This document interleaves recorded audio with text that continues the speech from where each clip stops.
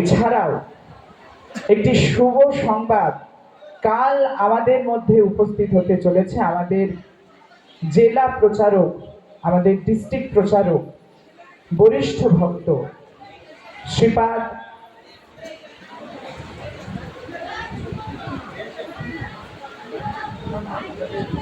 সুদামা সখা দাস ব্রহ্মচারী প্রভু। তো সমস্ত ভক্তদের বলা হচ্ছে সুদামা সখা প্রভু কাল দুপুরবেলা এসে আমাদেরকে জগন্নাথ কথা শোনাবে। সমস্ত ভক্তদেরকে আমরা অনুরোধ করছি আপনারা আসুন, সুদামা সখা প্রভুর মুখ থেকে জগন্নাথ কথা শ্রবণ করুন। এছাড়াও আমাদের বিশেষ সৌভাগ্য, কাল আমাদের মধ্যে ভক্তি প্রচার পরিব্রাজক স্বামী মহারাজ উপস্থিত হবেন এবং আমাদের সকলকে মহারাজের কৃপা আশীর্বাদ প্রদান করে ধন্য অতি ধন্য করে তুলবেন এবং জগন্নাথের বিশেষ লীলা মহারাজ পরিবেশন করবে।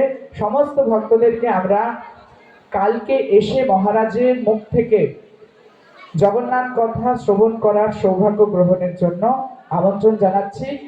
সকলে আসবেন, আমরা একসাথে মহারাজের কাছ থেকে জগন্নাথের কৃপা আশীর্বাদ গ্রহণ করব।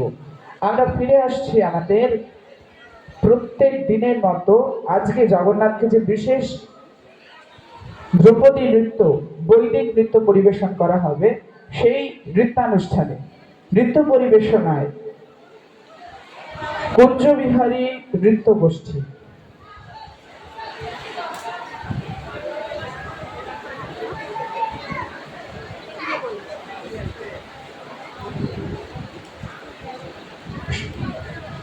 সর্বপ্রথম আমরা বাগদেবী শ্রী শ্রী সরস্বতীর বন্দনার মাধ্যমে, মাতা সরস্বতীকে সম্মান প্রদানের মাধ্যমে আমরা আমাদের নৃত্যানুষ্ঠান শুরু করব।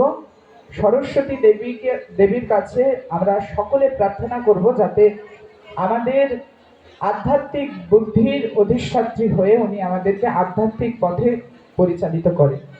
শ্রী শ্রী সরস্বতী মাতা কি।